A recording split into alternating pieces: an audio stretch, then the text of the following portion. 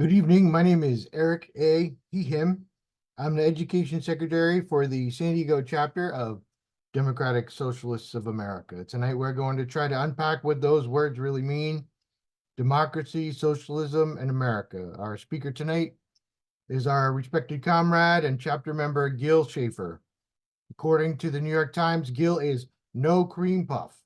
That's a direct quote from when he was playing for the Princeton chapter of the SDS football team against the ROTC in 1969, at a time when the Students for Democratic Society and pro-military factions around the country had been getting into bitter feuds and hostile protests and sometimes violent conflicts with each other at universities over the so-called police action in Vietnam. Kent State is one example, but at Princeton, it was bitter, but slightly more civil when the ROTC challenged the SDS to a game of touch football, and the winner would agree to cease operations on campus. Our comrade Gil was on the SDS team, and they won. He said the ROTC, of course, did not cease operations, but they should have. Gil said he doesn't want to dwell on this, but if that were my story, I'd be bragging about it every day, like Al Bundy, without an ounce of shame. I'll let him tell his own story, but as a point of introduction, allow me to say that Gil was active in the SDS from 1967 to 1970, the Revolutionary Union until 1975, and has remained a committed activist in the Bay Area, Connecticut, and San Diego area ever since. He is a prolific writer, an active member of the National DSA Marxist Unity Group. He has been on the Cosmonaut podcast multiple times. He's been published in New Politics, The Weekly Worker, and DSA USA Socialist Forum. His essay about the unfinished history of the New Left, upon which this presentation is based, can be found at democraticconstitutionparty.com. Tonight, he will be raising some interesting questions about the history of SDS, why we need a democratic constitution, and how a history of the New Left needs to document more than just the tabloid scandals and celebrities that have been fodder for popular culture ever since the 60s. We need to talk about the SDS demands for participatory democracy and how, or even if, we can ever recover from the tyranny of factions. Preparing this presentation, I've learned a lot about the Constitution, the Federalist Papers, the Port Huron Statement, and I really hope that the audience will come away with a new sense of urgency about these concepts and principles. Without further ado, take it away, Gil.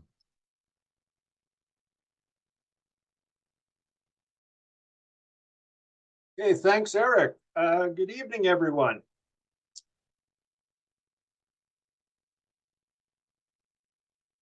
I'm sure many DSA members have seen the photo of Bernie Sanders being arrested at a protest against school segregation in Chicago in 1963.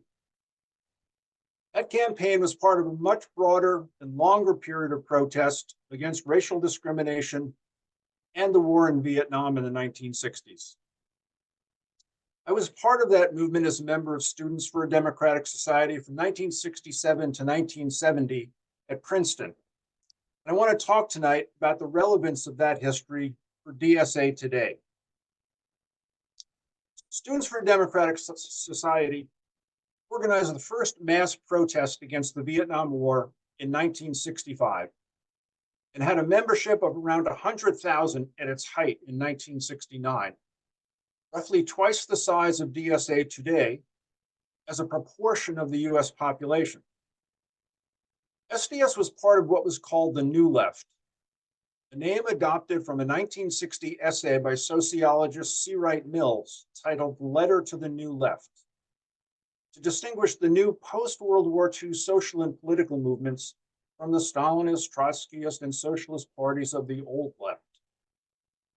Mills and SDS put more emphasis on immediate participation in democratic struggles against racial discrimination, Cold War, and McCarthyite limits on free speech than on union struggles or talking about the long-term goal of socialism. Although most new leftists did believe in the eventual need for socialist economic planning of some kind, particularly as part of a plan to convert the permanent war economy to a peace economy. SDS's original political views were set out in a 1962 manifesto titled the Port Huron Statement, named after the site of that year's national convention. In it, SDS outlined its conception of participatory democracy, a term that is now commonly used to mean something very different from SDS's original intent. Wikipedia, for example, defines participatory democracy as a form of government in which citizens participate individually and directly in political decisions and policies that affect their lives, rather than through elected representatives. In fact, the writers of the Port Huron Statement never intended direct democracy to replace representative democracy, either in their own organization or in the country as a whole.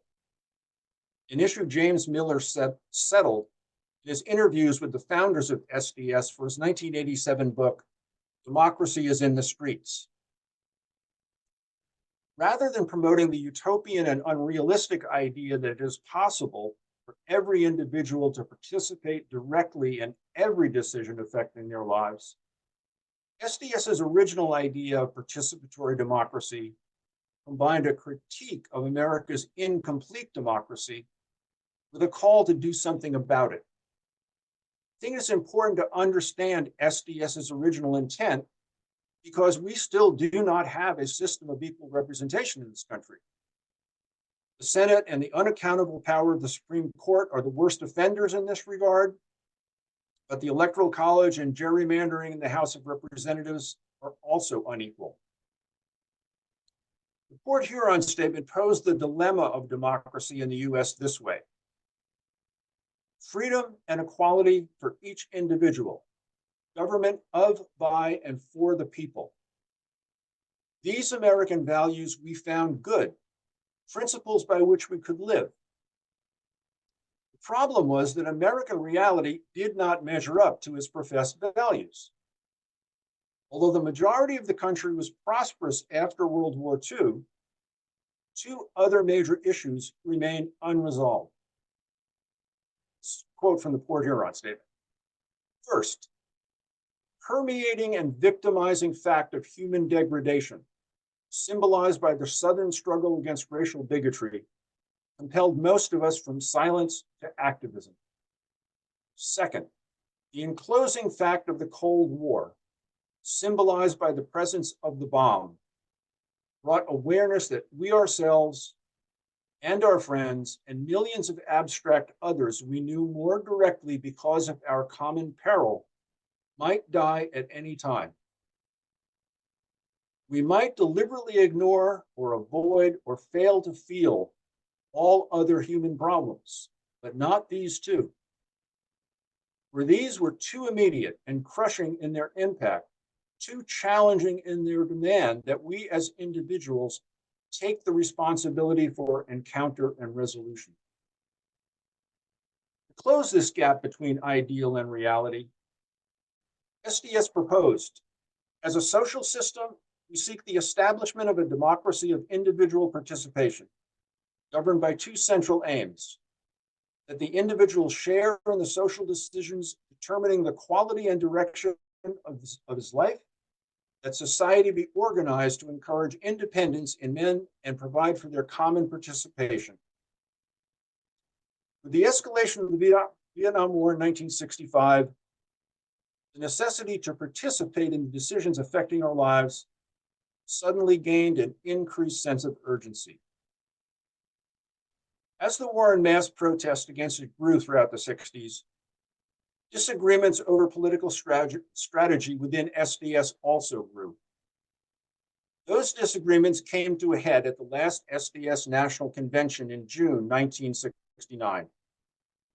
And the three comprehensive histories of SDS, by Kirkpatrick Sale, Todd Gitlin, and James Miller, all conclude SDS collapsed as a functioning organization at this time and splintered into tiny and irrelevant Marxist-Leninist sects. I disagree with both parts of this standard version of SDS history. First, SDS did not collapse as a functioning organization in the summer of 1969. The vast majority of SDS members continued their political activities in the fall despite the drama at the convention. And second, Marxism did not turn out to be the moral, political, and intellectual dead end these histories claim.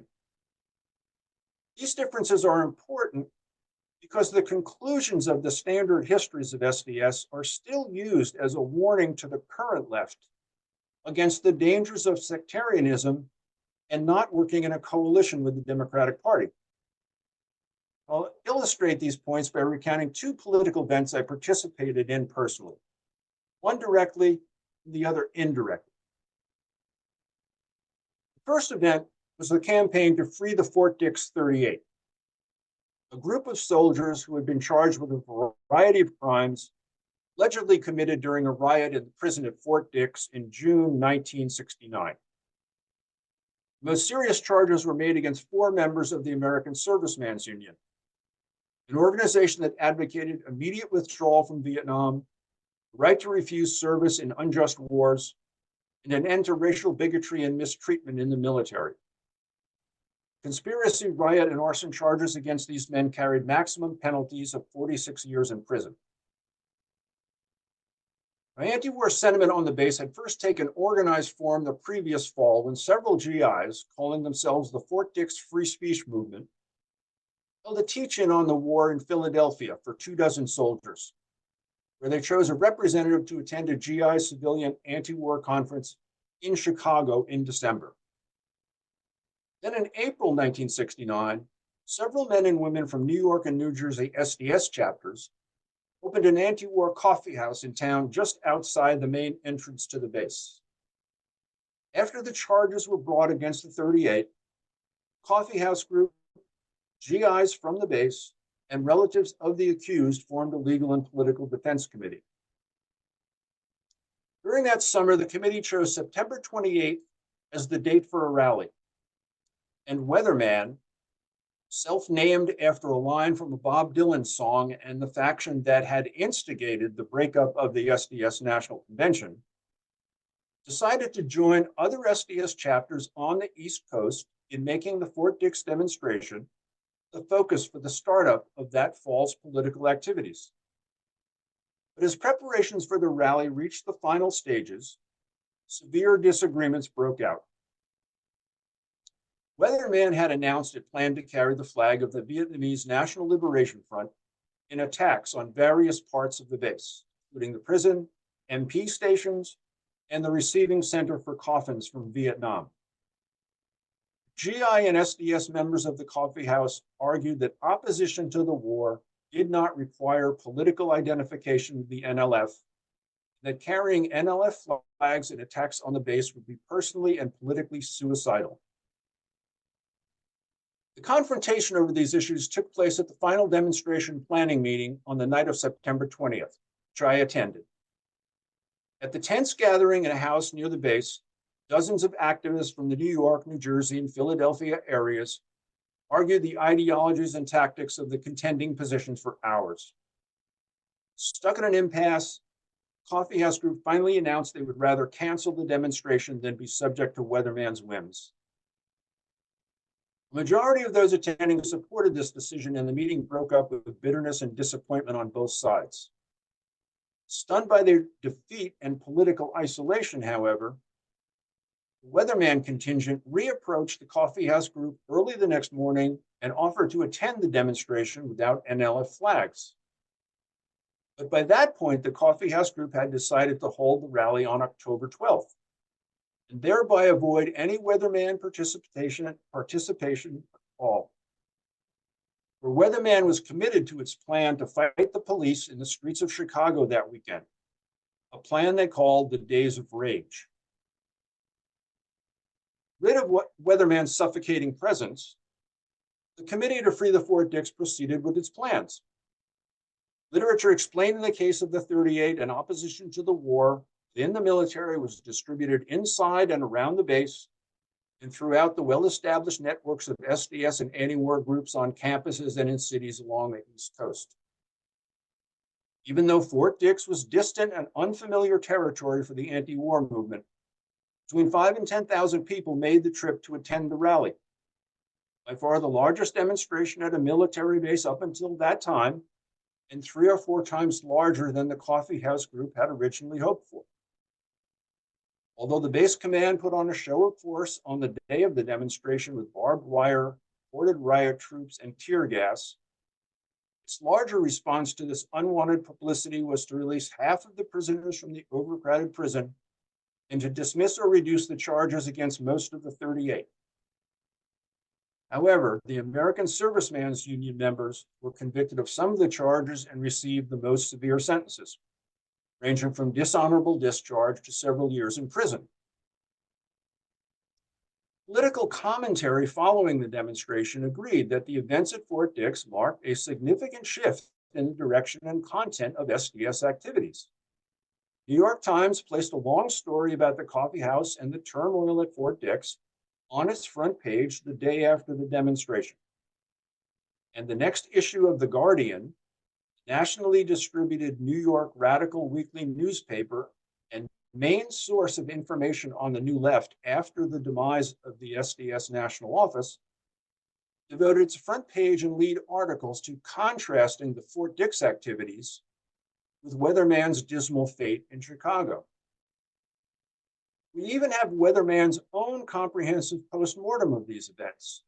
Shinya Ono's "You Do Need a Weatherman to Know Which Way the Wind Blows," in which the lead up to the Fort Dix demonstration was described, quote, as in some respects, the most crucial part of our building strategy for Chicago, but that this strategy utterly fell short of our goals and in a large measure failed to materialize, and our whole efforts suffered grievously because of it. Now, despite its prominent place in these contemporary accounts, however, no subsequent history of SDS has even bothered to mention that the Fort Dix demonstration ever took place. This curious neglect began with Kirkpatrick Sale's early history of SDS.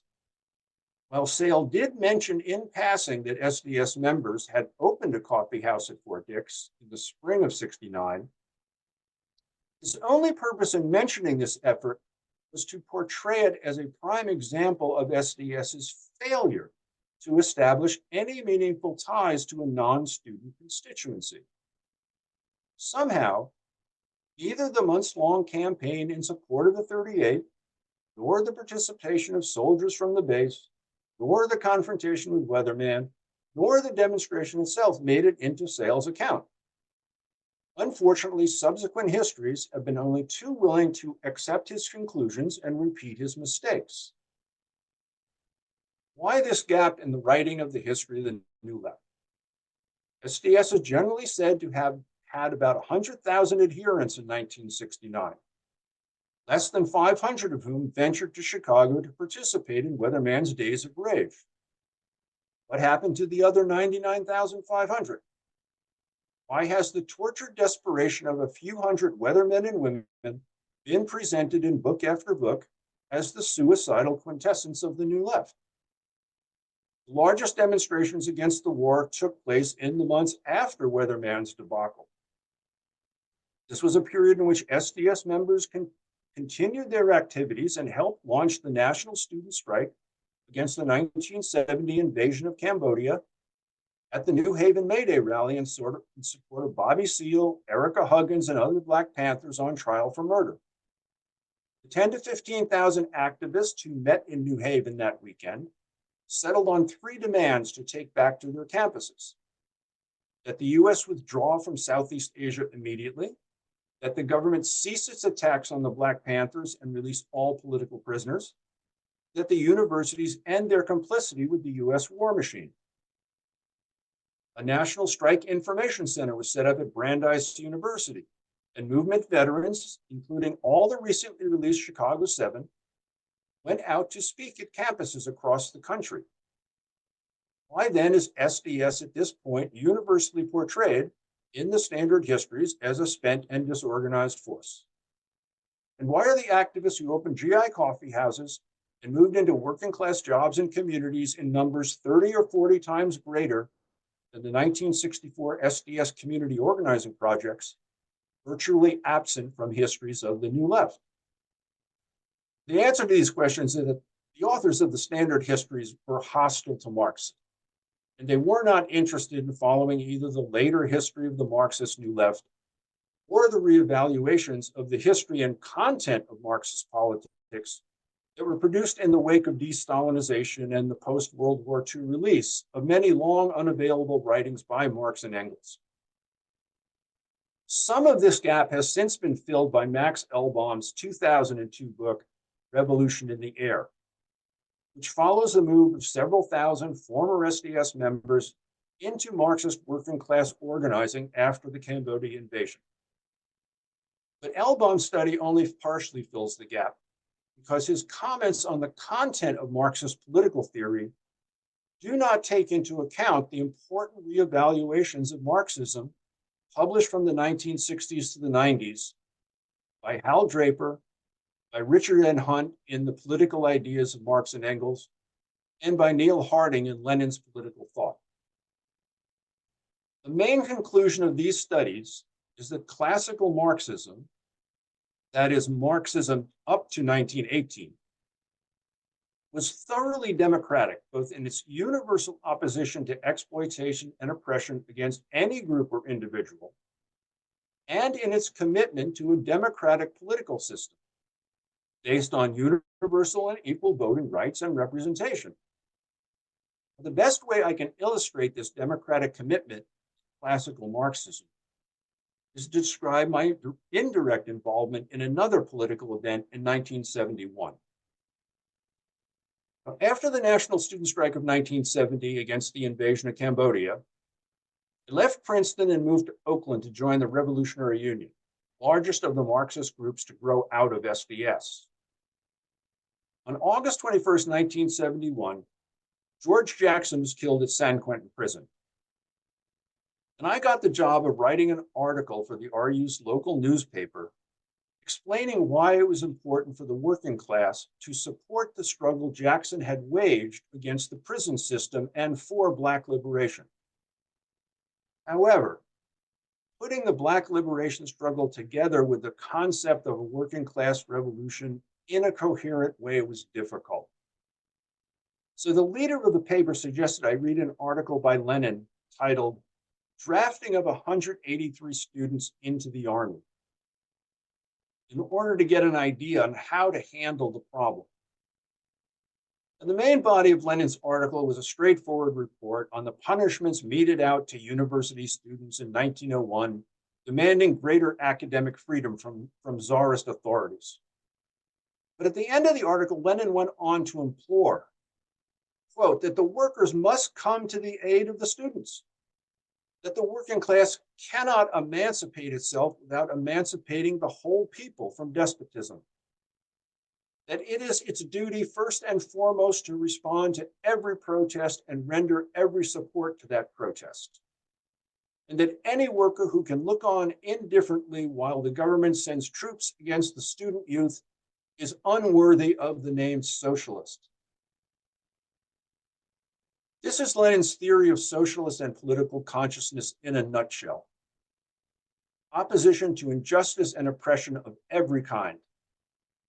And his proposed solution to the injustices of the Tsarist autocracy was to establish a democratic republic based on the principle of universal and equal voting rights. The same solution proposed by Marxists in every country that did not have a democratic constitution, which at that time none did. Now, whether that country was economically advanced, like England, Germany, and the United States, or economically backward, like Poland and Russia. These are the same conclusions Hunt, Harding, and Draper reached in their studies. Now, there's not enough time to go more deeply into the details of this history tonight. So I will end by listing a few representative statements of Marxism's classic democratic political strategy in the hope it will generate interest in reading more about the relationship between democracy and socialism. From the Principles of Communism, written by Friedrich Engels in October 1847, which was the first draft of the Communist Manifesto. What will be the course of this revolution? Above all, it will establish a democratic constitution, and through this, the direct or indirect dominance of the proletariat. From the Communist Manifesto itself in February 1848, we have seen above that the first step in the revolution by the working class is to raise the proletariat to the position of ruling class, to win the battle of democracy.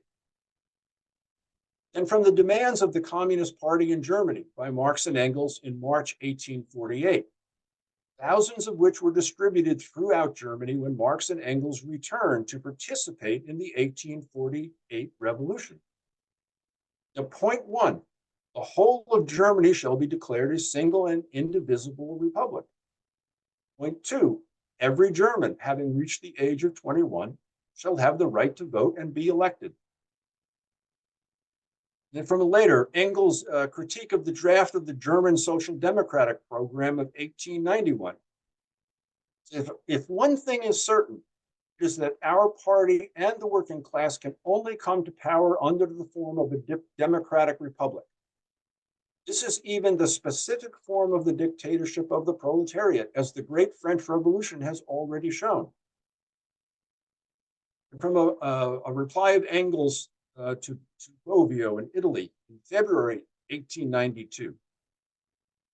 Marx and I, for 40 years, repeated ad nauseum that for us, the democratic republic is the only political form in which the struggle between the working class and the capitalist class can first be universalized and then culminate in the decisive victory of the proletariat. Then the program of the Russian Social Democratic Labor Party of 1903. Therefore, the RSDLP takes as its most immediate political task the overthrow of the Tsarist autocracy and its replacement by a democratic republic, the constitution of which would ensure, one, sovereignty of the people, that is, concentration of supreme state power only in the hands of the legislative assembly, consisting of representatives of the people and forming a single chamber. Two, universal, equal, and direct suffrage in elections, both to the legislative assembly and to all local organs of self-government. Finally, from the American Socialist Party platform of 1912, it included in its demands the abolition of the Senate and the veto power of the president, the election of the president and vice president by direct vote of the people, the abolition of the power usurped by the Supreme Court of the United States to pass upon the constitutionality of the legislation enacted by Congress. This last section from the American Socialist Party platform brings us back to where we started. The problem of a lack of democracy in the US.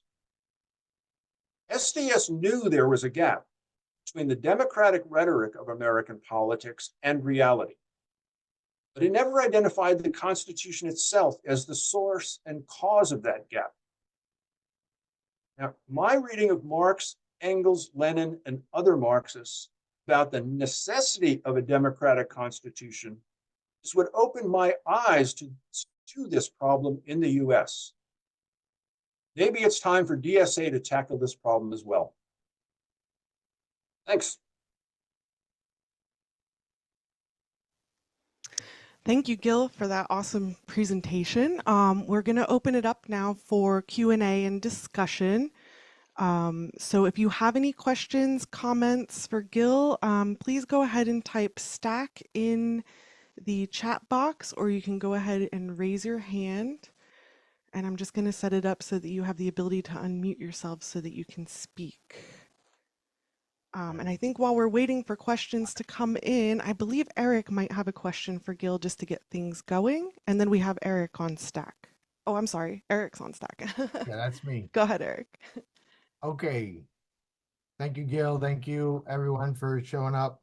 For folks that may not be aware, this is the Education Committee's third in our series of night schools that we've been, I mean, there have been others, but our team that our team have been producing. The first one in September was about the 1912 San Diego free speech, and doing this research has been really interesting. We make a lot of connections. One of the interesting connections was that in somebody in the comments, somebody during the Q&A portion was talking about we were talking a lot about the riots in what do you call it?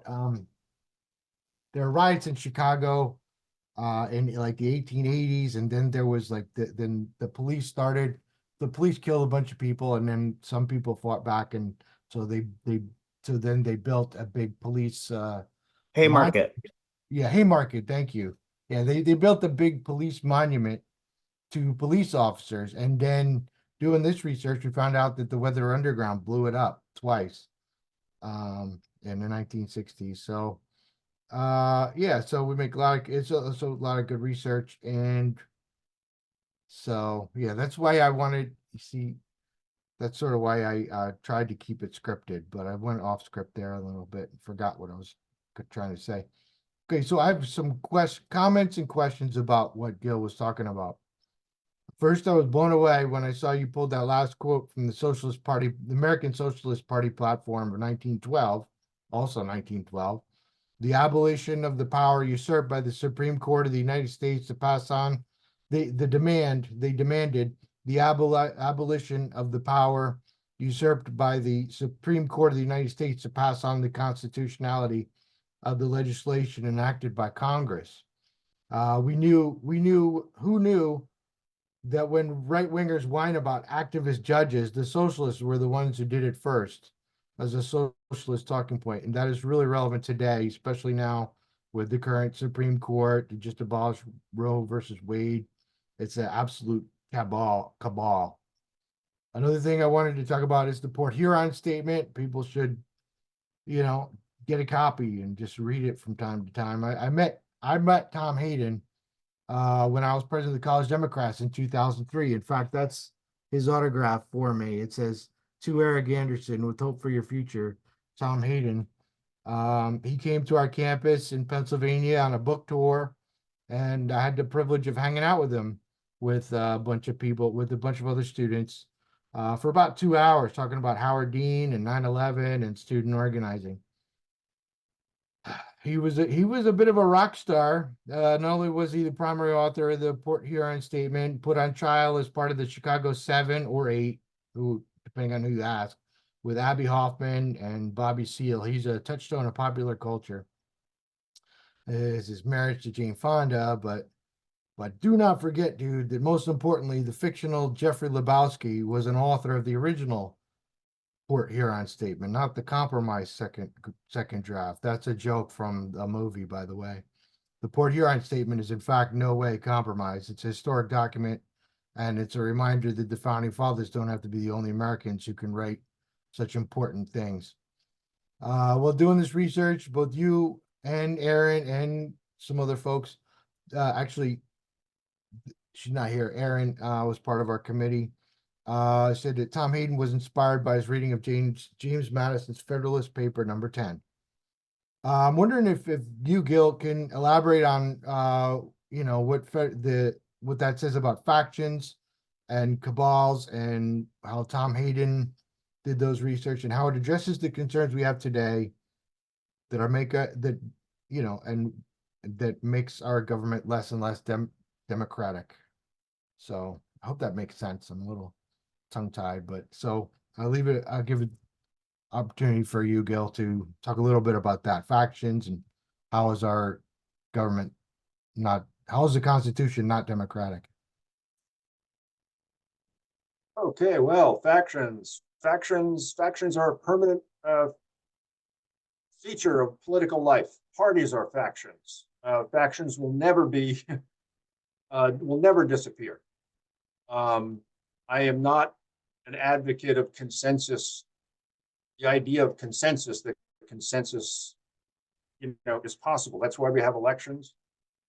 So that, anyway, my hope is that there will be a new faction called the Democratic Constitution Party faction, and that it will become a majority faction. and will make this country a democracy. Okay, so that's my hope. We lost that focus on the Constitution for 100 years on the left, partially because of the Bolshevik Revolution, but also because of fascism, Stalinism, and the myth that the U.S. was democratic in opposition to that was dominant during the Cold War. It's never been true institutionally that the United States is a democracy. So it's great to clear that historical problem up. Why is the U.S. undemocratic? Well, ever since Tom Paine and the American Revolution and the Constitution, Pennsylvania Constitution of 1776, which became a model, for Europeans' understanding of democracy, and the French Constitution of 1793, it implemented one person, one equal vote to a single legislature. None of these unequal second chambers like the House of Lords in England or the Senate to block the democratic will of the people. Okay, so our Constitution is undemocratic because it is not based on one person, one equal vote. The Senate is an obstacle to democracy, and it gets to a point where vote on the super Senate that becomes the Supreme Court, totally unaccountable. The Supreme Court makes its own laws that can only be overturned, well, not all of them, but some of them, if they're constitutional, by a 2/3 vote of Congress. Anyway, so we have a ridiculous system. There's no other country in the world that has anything like it. And we see the results every day. Okay. Thanks, Gil. I do have another question, but I see Allison is on stack, so I will give her a turn. And yeah. So right. Oh, hey. Hello. Hey. I recognize some familiar Hey. names in the chat. So hi to those that I know, and to those that don't. I'm currently living in Chicago, but I saw that this I still get all the San Diego DSA emails, and I saw this was happening, and I thought it seemed really interesting, and it absolutely was, and I really appreciated the presentation, Gil. I actually did just come from another Zoom, which was with what's called the Law and Political Economy Project, that's based out of I think Yale, but in general has chapters around the country. And it's sort of uncanny actually coming into this space where the conversation is almost exactly the same, which is about judicial supremacy. One of the phrases that was used very frequently was like a judicial aristocracy, which I found really helpful in thinking through, not just like what it sucks about like this or that decision, but the way that like the practice of thinking about like the law and the way that we govern ourselves is sort of prematurely outsourced to like, well, that's what lawyers do. That's not what we, the people, do. And I think that that's something that was really an issue that, a lot of these people in this law and political economy session were law school students and lawyers themselves. And I think that the question is basically to like how to empower people to understand, to both demystify the legal system and structure as it exists, and also to like empower people to act to change it and to recognize that it's inherently political. And it was very very cool to see this sort of, it felt very call to action-y after all of that. I don't know if that's ramps up into a question, unfortunately, but I did feel like that would be relevant to share. And I think it's just, I guess it's interesting to see that people in these elite institutional spaces as well have very, you know, they know that the systems are total bupkis, like they're not. And I think that that's an interesting point of intersection that was really I found really cool to see your Lenin quote, which I had not seen before, of the sort of mutual solidarity required of different, you know, different types of social movements. I am really the last, I guess, thing that I'll mention is I also recently came across a zine. You know, in Chicago, there's a lot of movement happening right now, and people bringing up their own archival documents. And this was from the Black Panthers, one of the versions of their 10-point plan, like program. And at the end, they reprinted in its entirety the preamble to the Declaration, the beginning of the Declaration of Independence. And I feel like if you want to think about like what a more liberatory document looks like, it actually is, to me, the Declaration of Independence is a very, very good one.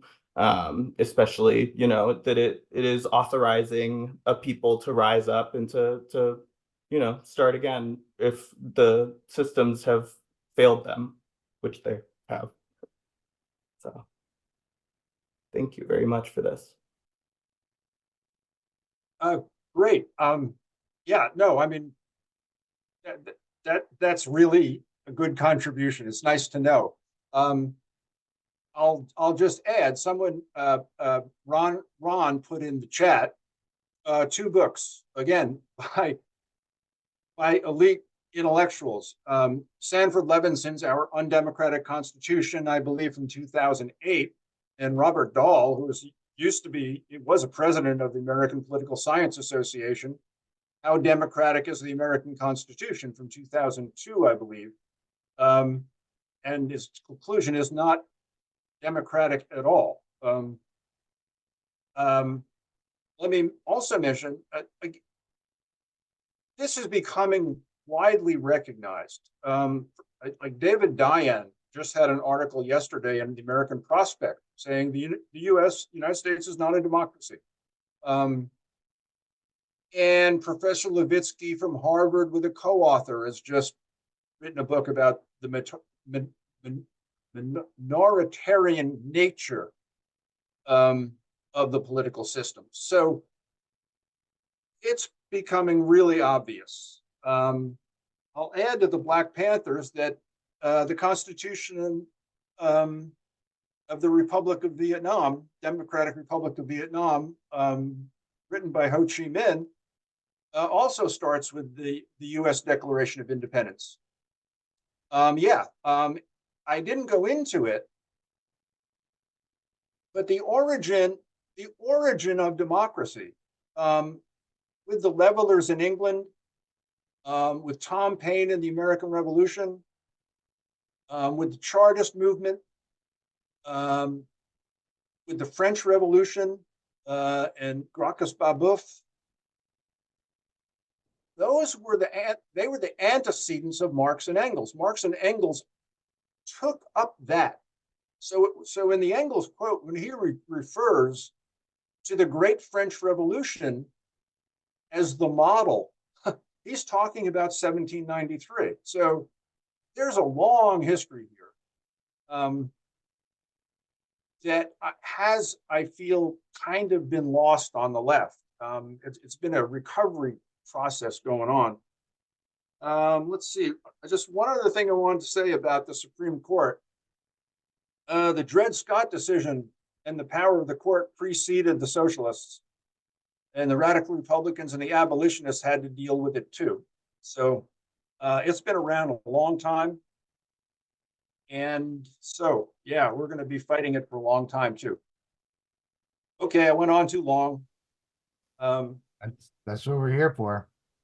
Yeah, like I said, I have another question, but it's also kind of long and, Eric, but I want to get some more, we people, have we have someone on yeah, stack. that's exactly what I was gonna say. Yeah. We have Naba on stack, so I would prefer to have some folks from the commenter ask the question. Go ahead, Naba. Hi, Gil. I wanted to say thank you for your presentation. I thought it was very informative. And I also wanted to point out that your script style is very documentarian, which makes it a lot more engaging than just listening to maybe just like read out slides. So I appreciated that for engagement.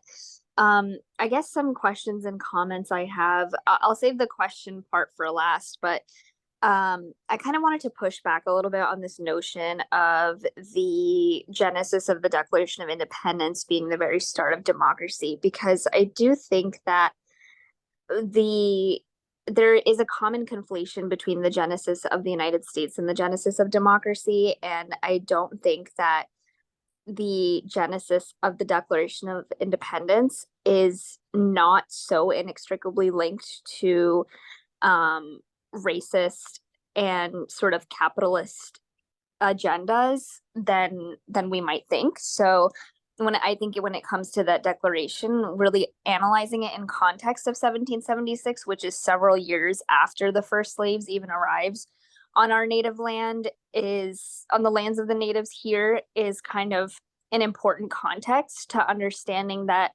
I don't think the Declaration can be contextualized as the genesis of American democracy. I think we lost the thrust of American democracy even before that, in the way that the US was really founded. And I wanted to also ask, the US Constitution is relatively short compared to a lot of other constitutions. It's very, very short compared to other countries, other quote unquote democratic nations, and other more developed nations. And I wanted to ask you if you think that there are certain articles or clauses that would be worth including from maybe other constitutions, some provisions that you think would be useful to include to preserve a more democratic system. And also if you think that the brevity of our Constitution, while we know that it is a weakness when it comes to constitutional interpretation as far as the Supreme Court goes, do you think that it has some strength in its brevity as well? And is that something that in the pursuit of a democratic constitution that we should maintain and harness and sort of preserve that brevity while also incorporating more democratic articles? Okay. Let me say this about the Declaration. I do not say that the U.S. was a democracy. What the Declaration declared, even though it was largely written by a slave owner, about all men or humans being created equal, a kind of escape the control of an attachment to the United States, to political forms, and did become the idea of equality became a revolutionary idea. The Haitian Revolution, Mary Wollstonecraft, declaring the equality of rights of women. It was mentioned that the Black Panthers used it in their 10-point program, the Ho Chi Minh. So the one thing I want to do is separate kind of the ideological notion of political and economic equality from any association with any political structure in the U.S. or anything the U.S. does. So I think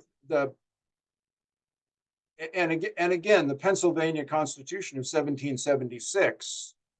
Again, it's a Philadelphia was a 30,000 person town. And yet the idea of universal and equal suffrage, that everyone should have the right to vote in in deciding the laws of their own societies and cultures has become a revolutionary aspiration. We still don't have it.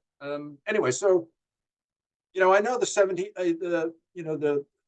all the stuff about was the U.S. Revolution progressive and all that stuff, and I really want to just attach the ideological aspect of that of equality. Anyway, long discussion. As for writing a constitution, I mean, I don't have any particular, I'm not a constitutional scholar. I don't write constitutions. I do think, though, the shorter stuff, that it's the legislature that should decide things about democracy. I don't think you need elaborate constitutions, but the main thing wrong with the U.S. Constitution is that it's not democratic. So I won't go any longer on that. There are many, many more people who know more about it than I do. So I'll stop there. So I've gotten a message that we're close on time. I think there might be time for a short question if anybody has one. My question's pretty long, so I'm just going to skip it. I think this has been great. So and thanks to everybody and Garrett and everybody who's showed up and left and everybody. Okay, Mike is on stack. We got time. Yeah, I think I've got a fairly quick question. I was just hoping to get Gil's thoughts on, or anyone else if they wanted to jump in. Please do. Sure. I guess one thing I was just kind of curious if the DSA has ever put forward, kind of like we saw with that 1912 Socialist Party platform, does the DSA have something similar of outlining kind of major reforms either to the Constitution or to the government? And then additional to that, we're talking a lot about making sure that everyone has an equal vote, that voting is important. I've recently come across some groups like the Sortition Foundation or Democracy Without Elections that are focused more on, I guess, a form of participatory democracy where it is about randomly selected groups of people making decisions rather than elected officials. And I'm curious if, Gil, if you've come across any of that, done any research on those, have any opinions on that sort of a reform rather than saying, well, we just need to get rid of, gerrymandering or the Senate. It's like, something more radical like that of putting decision-making in the hands of people rather than elected officials as kind of an evolution in democratic ideology. Yeah, about DSA. I mean, no. I mean, DSA is kind of paralyzed. It doesn't really take positions on much. There is a line in the platform that says the U.S. is the country that holds itself out as the leading democratic country in the world, but that it's no democracy at all. But it's a line, and it's funny, when Jacobin started, Seth Ackerman had an article titled "Burn the Constitution," but they dropped that, and so it has not, and the Marxist Unity Group did put forward a proposal for this convention that didn't get discussed. Called "Winning the Battle for Democracy." So there's discussion, but there's not a focus on it, and no campaigns, nothing like that. Now as for sortition, I just look at